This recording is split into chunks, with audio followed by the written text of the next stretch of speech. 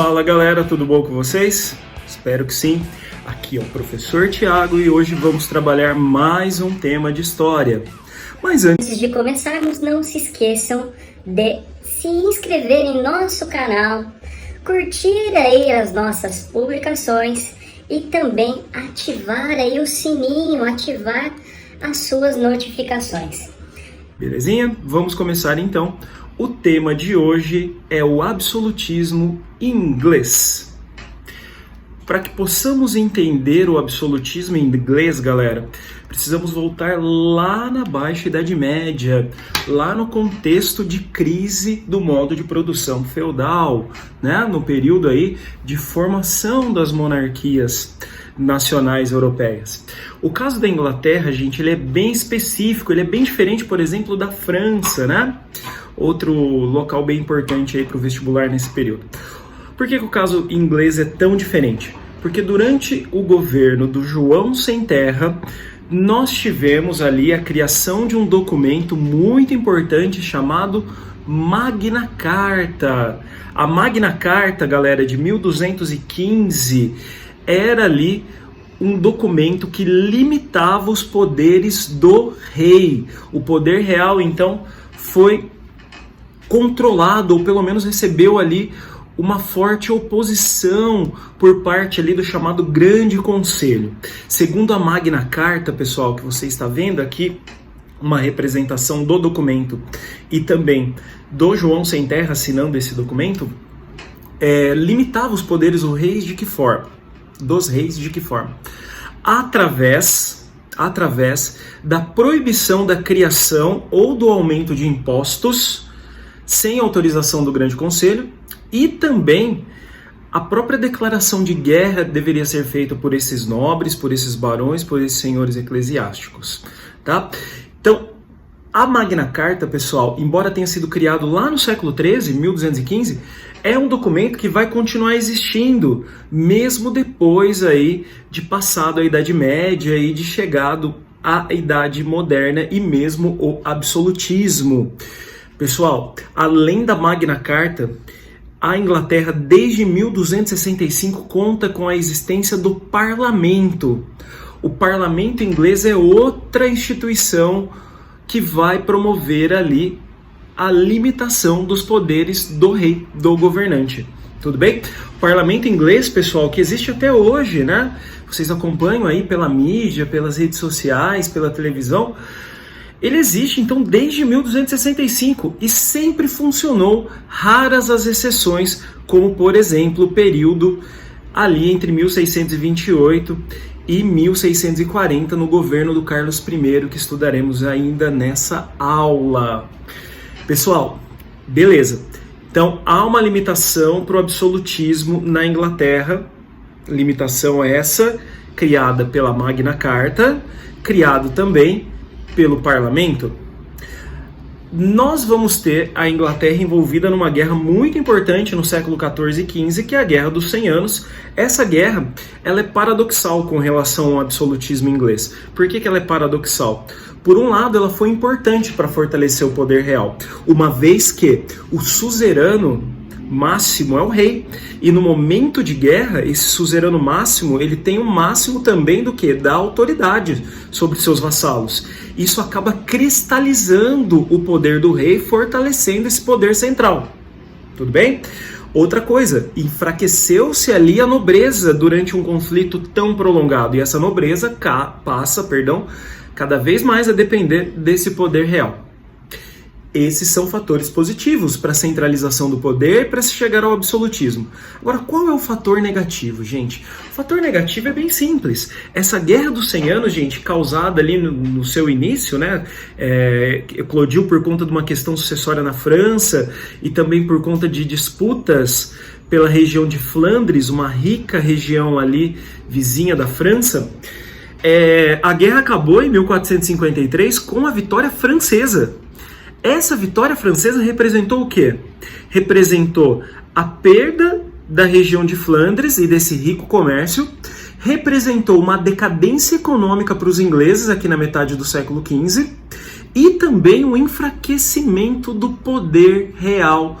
O rei passa a sofrer ali com uma série de oposições, e isso vai levar a uma outra guerra, só que agora uma guerra de plano interno, uma guerra civil, guerra muito famosa, conhecida como Guerra das Duas Rosas, né? A Guerra das Duas Rosas, porque as duas famílias tinham rosas como brasões aí de suas famílias, né?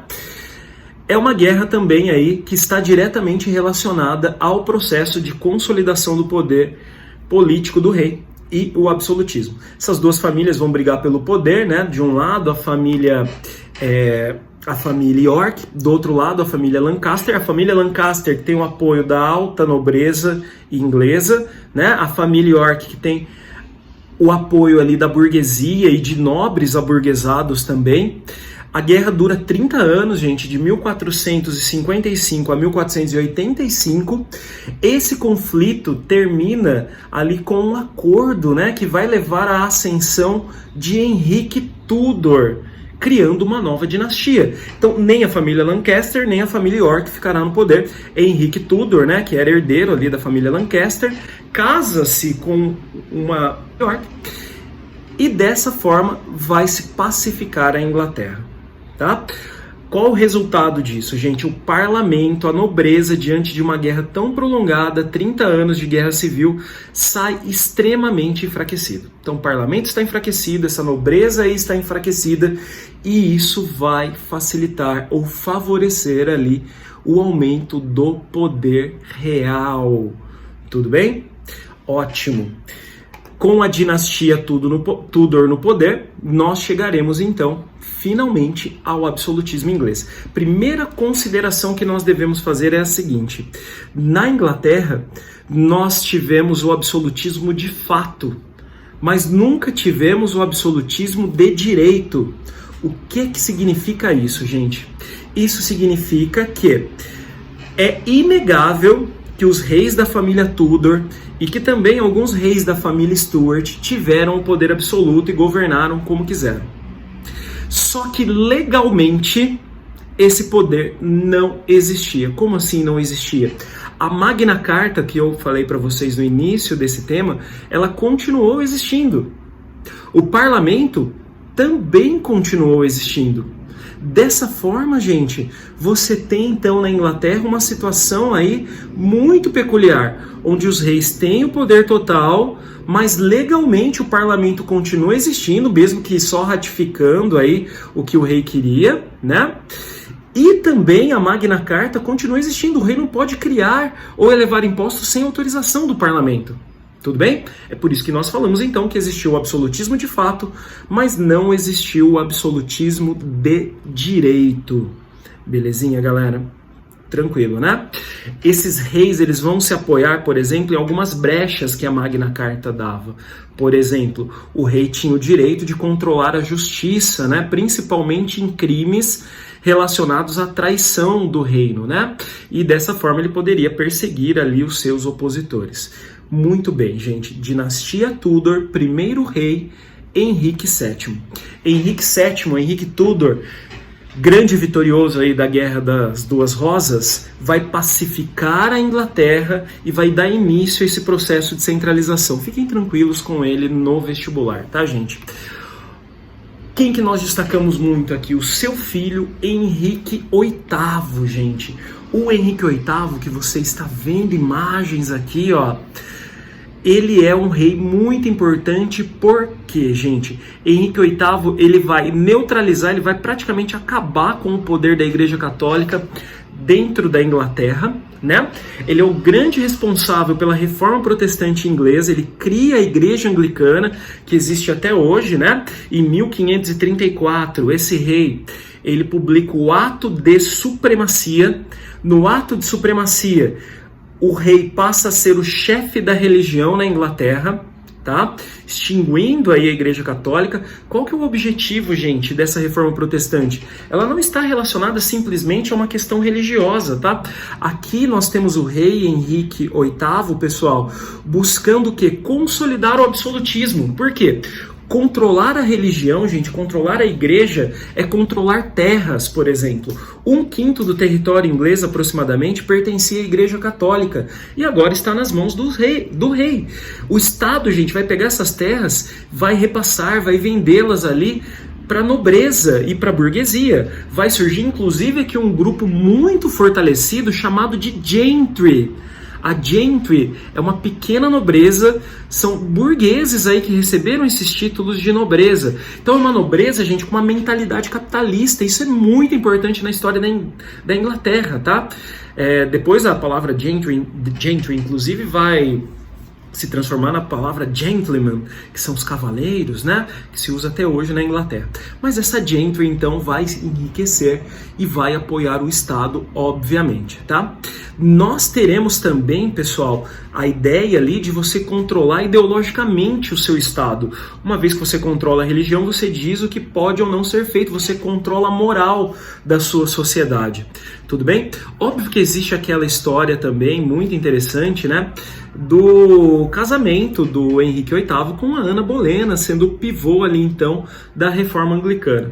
Mas galera, o que eu posso dizer para vocês sobre isso, é que a reforma anglicana ela não pode ser reduzida simplesmente a uma questão amorosa, né? A uma questão do divórcio aí do Henrique VIII da Catarina de Aragão, para que o rei pudesse se casar com uma nova rainha aí, ter uma nova rainha porque estava apaixonado. Fato é, gente, que o Henrique VIII ele teve 6 esposas, por exemplo, né?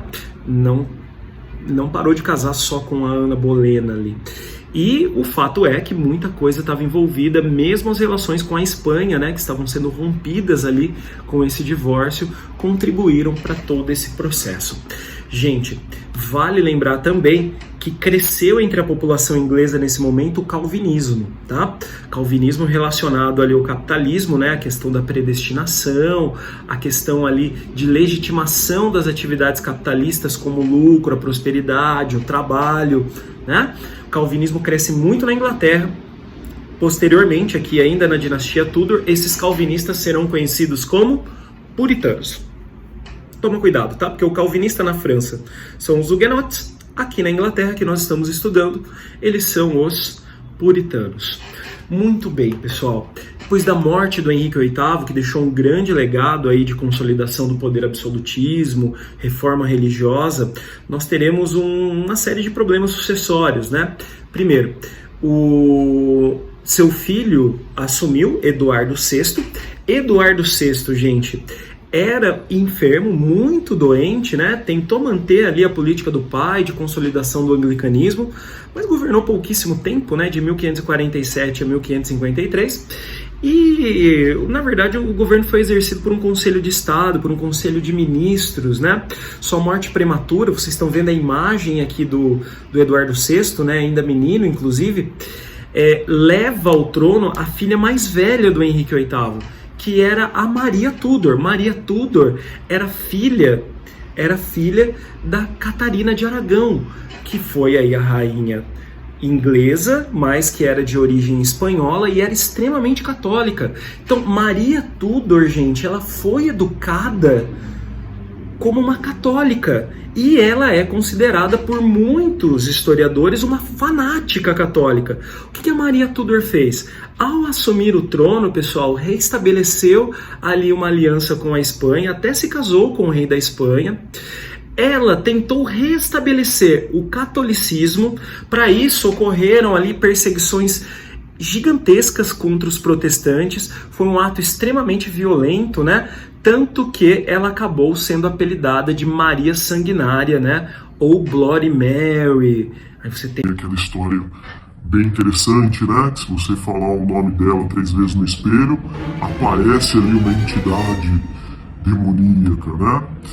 Mas a Bloody Mary, na verdade, então, foi essa rainha inglesa que recebeu esse apelido por conta dessa violência durante a sua política aí de restabelecimento do catolicismo. A gente tem que tomar cuidado aqui com a questão de juízos de valor, tá, gente? Porque a gente tem que entender também que muitos reis protestantes, inclusive a própria Elizabeth, que vai assumir posteriormente aqui o trono, também perseguiram pessoas, né?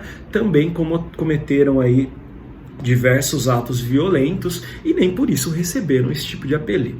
Muito bem. O governo da Maria Tudor, ele é curto também, tem aproximadamente 5 aninhos, vocês estão vendo a data aí, inclusive. Quando ela morre, pessoal, não tem herdeiros também, então a filha mais nova do Henrique VIII assume o trono. Ela se chamava, aliás, Isabel. A Isabel adota o nome de Elizabeth. Tá? Gente, não é essa Elizabeth aí que está no poder agora, hein? Tudo bem? Essa é bem velhinha, inclusive, tem mais de 90 anos, só que a gente está falando da Elizabeth I, tá? Essa atual é a Elizabeth II. Elizabeth I, olha só, governou de 1558 a 1603 e foi uma rainha fantástica, tá, pessoal? Nós estamos falando aqui, ó, do auge do absolutismo inglês, do seu apogeu. Vamos lá para algumas coisas importantes que a gente tem que entender aqui, então. A primeira delas, ó, a Elizabeth, ela restabeleceu o anglicanismo, tá? Restabeleceu o anglicanismo e promoveu um sincretismo entre catolicismo e calvinismo, visando aí consolidar o seu poder, usando a religião como instrumento político, né, instrumento de poder, e também pacificando ali a Inglaterra. Então, o que ela fez, por exemplo? Ó, ela manteve grande parte dos rituais ali da Igreja Católica, né? Inclusive os cargos eclesiásticos eram praticamente os mesmos. Óbvio que não existiu o Papa, porque o líder da religião na Inglaterra, segundo o anglicanismo, é o monarca. Mas o princípio da predestinação do calvinismo passa a ser adotado pelo anglicanismo. Então, uma forma de você tentar agradar, então, ó, católicos, puritanos e anglicanos. Belezinha? A religião se transformou num grande instrumento de poder da rainha Elizabeth. O que mais que nós podemos destacar, gente? Ó, a Elizabeth começa um processo de efetivação da colonização da América do Norte, né? Primeira região, inclusive, a ser colonizada receberá o seu nome, aliás, o nome em homenagem a ela, não o seu nome, é a região da Virgínia. Vocês estão vendo aqui o mapa, né, e o destaque. Nós vamos ter a Elizabeth investindo muito, muito mesmo na agricultura, na produção têxtil, na produção ali de carvão e também na construção naval, gente. Economicamente, a Inglaterra vai se desenvolver muito nesse processo. Ela vai criar companhias de comércio. A Inglaterra começa aqui um processo irreversível na Idade Moderna que levou a ser a rainha dos mares, que levou a Inglaterra a ser a maior potência naval que nós tivemos no planeta, posição que ela controlou aí, que ela liderou até aproximadamente a Primeira Guerra Mundial, tá, gente? Então se fortalece a marinha. Essa marinha, gente, vai promover uma série de ataques corsários. Corsário é aquele pirata que recebia autorização do seu próprio governo para ser pirata, tudo bem? O principal alvo de ataque são territórios espanhóis e navios espanhóis. Por quê? Motivo muito simples, pessoal. A Espanha tem muita prata que está sendo retirada aqui da América. Tudo bem? Tranquilinho? A Espanha reagirá, tá, gente? Primeiro porque, com a morte da Maria I, que estava casada com o rei da Espanha, inclusive, com rei Filipe, Filipe II, desculpa, nós vamos ter um distanciamento diplomático, né, entre Inglaterra e Espanha, e para piorar ainda mais a situação, esses ataques corsários enfurecem a Espanha, que era uma grande potência na época. Então a Espanha decidiu, no ano de 1588, atacar a Inglaterra.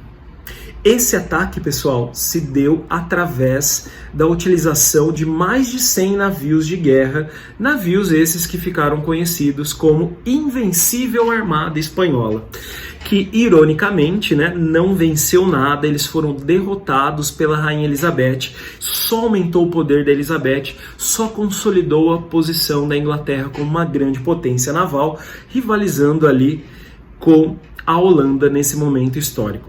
Outra ação importante aqui da Rainha Elizabeth, gente, foi a intensificação dos enclosures, ou cercamentos, né?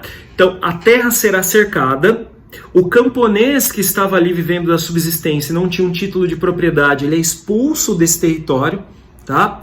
E ao ser expulso desse território do campo, ao promover esse êxodo rural, nós vamos ter mão de obra barata nas cidades e nós vamos ter também uma condição bem interessante no campo para o capitalismo, uma vez que começa a se produzir voltado ali para o capitalismo, produzir alimentos e principalmente criar ovelhas. Ovelhas que vão ali fornecer a lã para as manufaturas têxteis da Inglaterra, que já estão despontando aí como as melhores do planeta. Lógico que toda essa transferência de população do campo para a cidade ocorre de forma gradativa e vai causar enormes problemas sociais, tá, gente? Esses problemas sociais, né, essa miséria, essa violência, vai levar a Elizabeth a fazer o quê, gente? Elizabeth vai promover a criação ali da chamada Lei dos Pobres, tá? A Lei dos Pobres, ou Poor Law, ela obriga que o camponês trabalhe nas oficinas do Estado, camponês que foi para a cidade, obviamente, nas manufaturas têxteis, né? E dessa forma ela tenta diminuir os problemas sociais. Muito bem, pessoal, nós temos a morte da Rainha Elizabeth, a Rainha Virgem, em 1603, e com a sua morte é o fim da dinastia Tudor, tá? E nós teremos a ascensão ao trono aí de uma outra dinastia, o seu primo vai subir ao poder. Nós estamos falando do rei Jaime I. Então vamos começar agora a dinastia Stuart. Jaime I, pessoal, foi o primeiro rei, então, da dinastia Stuart, governou entre 1603 e 1625. O que é isso, Pico? O meu cachorrinho tá latindo aqui, galera. Enfim, Jaime I fez o quê? Jaime I buscou consolidar esse absolutismo ainda mais. Ah, já estava consolidado o absolutismo, professor? Sem dúvida, gente. Só que o Jaime I, ele vai além. Por quê? Ele tenta impor ali na Inglaterra a teoria do Jean-Jacques Bossuet, que é a teoria do direito divino. Ele tenta, então, criar um caráter sagrado para o poder aí político do rei, ok? Bem, isso vai causar uma enorme revolta, entre aspas, porque ainda não começou uma revolta em si, mas uma enorme oposição, então, do parlamento inglês, tá? Isso levou também os puritanos a ficarem contrários ao rei, contrários ao Estado, né? Porque o rei estaria, então, se aproximando aí de monarquias absolutistas católicas e provavelmente ali poderia abandonar essa fé anglicana ou mesmo a fé puritana. É nesse momento, inclusive, que aumentam as perseguições aos puritanos e muitos desses puritanos vão acabar migrando aqui para a América do Norte, né? Vão fundar aqui um núcleo de povoamento desses puritanos, né? Na região lá do norte, que é a região de Massachusetts. Bem, em 1625, após a sua morte, assume Carlos I, também da dinastia Stuart. Carlos I, pessoal, vai entrar em choque com o parlamento e também com a própria Magna Carta. Por quê, pessoal? Ele continua esse processo de tentativa de consolidação de um poder absolutista agora, não só de fato, mas também de direito, né? E ele vai desrespeitar a Magna Carta, uma vez que ele cria um imposto, gente, um imposto sobre questões navais, comércio aí marítimo, né, que é o Ship Money, em 1628. Óbvio que o parlamento, pessoal, não aceita isso pacificamente, né? Há uma reação aí do parlamento inglês. O parlamento inglês, pessoal, vai impor a petição de direitos, onde o rei Carlos I deveria se submeter aí às vontades do parlamento e respeitar as prerrogativas parlamentares. Só que o rei reage fechando o parlamento. Olha como isso é importante, hein, pessoal? Desde a sua criação em 1265 até o dia de hoje, em 2020, que está sendo gravada essa aula, o parlamento inglês ficou fechado apenas entre 1628 e 1640. Bem, o que fez com que o rei reabrisse o parlamento? Nós tivemos uma revolta na Escócia, né, uma revolta ali religiosa, uma revolta dos protestantes, Isso levou o rei a ter uma necessidade enorme de captar mais recursos para poder enfrentar essa revolta, para poder manter a dominação sobre os escoceses. Como fazer isso? Como conseguir legitimidade para cobrar mais impostos? Convocando o parlamento e o parlamento aprovando essa elevação de impostos. O parlamento foi convocado, pessoal, só que agora o parlamento não vai fazer o que o rei quer. O parlamento vai começar um processo revolucionário a partir aí de 1642, principalmente, e uma guerra civil se instaurará na Inglaterra. Mas, galera, isso é assunto para o nosso próximo vídeo, para a nossa próxima aula. Tudo bem? É isso aí, gente. Terminamos esse tema e não deixem de assistir as próximas aulas, inclusive a próxima aula sobre a Inglaterra vai continuar esse processo aí agora de crise do absolutismo e de revoluções inglesas. Forte abraço e até a próxima.